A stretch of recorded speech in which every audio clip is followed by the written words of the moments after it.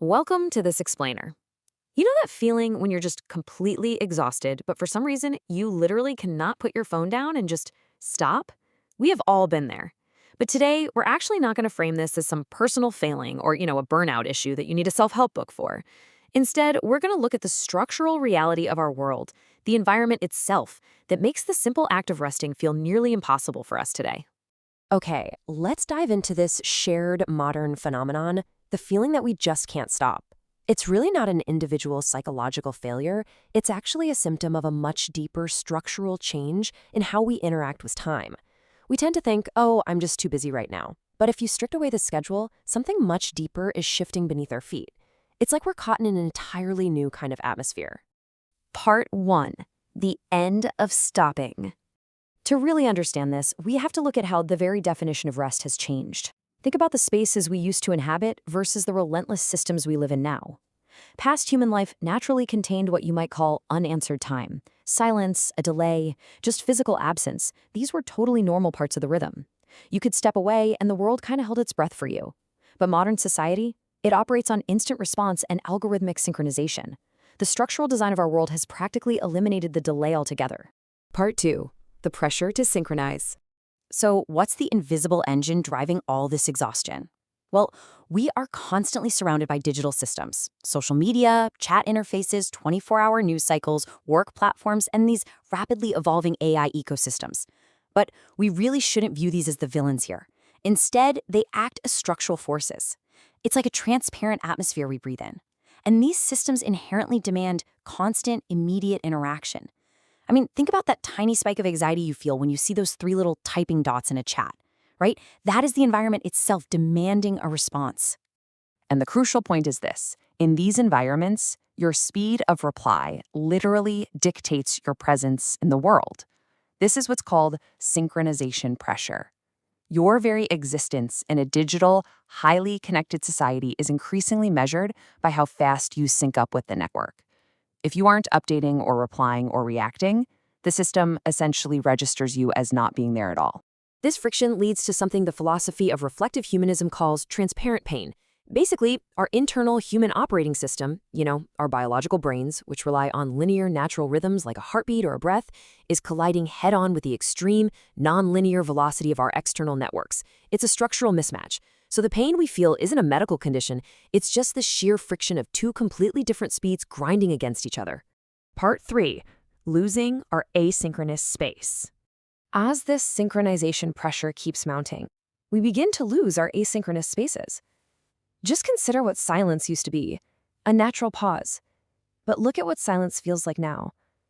Because speed equals existence, a natural pause or delay triggers this intense fear of vanishing completely from the social fabric. Silence is no longer interpreted as rest. By the network, it is interpreted as absence. And when the gradient of time gets this steep, we experience what we can call the cascade of disappearance. A simple moment of silence quickly turns into a perceived delay. Then that delay gets flagged as a non-response. And before you know it, a non-response cascades into a feeling of total social erasure. This isn't just about, say, missing an email. It's a profound existential panic that if you don't keep up the rhythm, you are literally going to be left behind by the current of reality itself. Part 4. The fear of disconnecting. This cascade reveals the true underlying reason behind our modern burnout. People don't just fail to rest because they lacked discipline. Actually, even total exhaustion no longer grants us the permission to stop. Why? Well, because the fear of falling out of synchronization completely outweighs our biological need for rest. Your body is screaming, sleep, but your structural environment is whispering, if you sleep, you disappear. So what we've really lost here is a concept called reconnectability. This is that basic psychological and structural assurance that if you step away, your place in the world is still going to be there when you get back.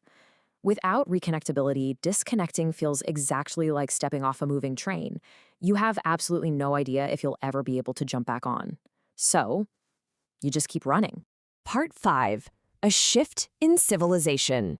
Therefore, what's actually disappearing isn't just our personal energy. It's the fundamental structure of our society. We're losing crucial societal concepts. Things like pause tolerance, literally the ability for a society to wait. Or phase difference tolerance, the allowance for individuals to exist on different timelines without any conflict. In the past, you could be in a resting phase, while someone else was in an active phase, and society held space for both. These fading concepts are honestly the very things that used to make us human. We can clearly see the stark macro-level shift we're undergoing here. We're transitioning from a previous civilization where asynchronous spaces were allowed and disconnecting was perfectly safe, to an emerging civilization that is permanently synchronized. In this new world, stopping triggers social erasure, and speed literally equals existence. I mean, this is a monumental shift in the human timeline. As we kind of decelerate our own thoughts here for a second, consider this philosophical view from reflective humanism. True meaning isn't created by frantically rushing to keep up with the network's speed. Meaning is generated by preserving the phase, by allowing for an open, unhurried space to simply observe, to reflect, and to just exist in a state of quiet. Part 6. What do humans truly need? This massive structural shift leaves us with a pretty profound, unresolved dilemma about our future. Rather than viewing AI and digital systems as something we have to aggressively fight or detox from, we need to neutrally observe how they are becoming our new atmosphere.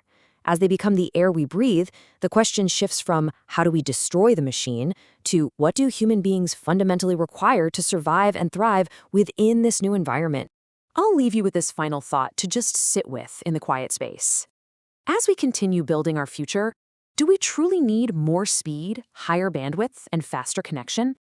Or deep down, do we simply need the structural safety of knowing that we can stop, we can rest, and we can still return? Take a moment of silence for yourself today and think about that. Thanks for joining me for this explainer.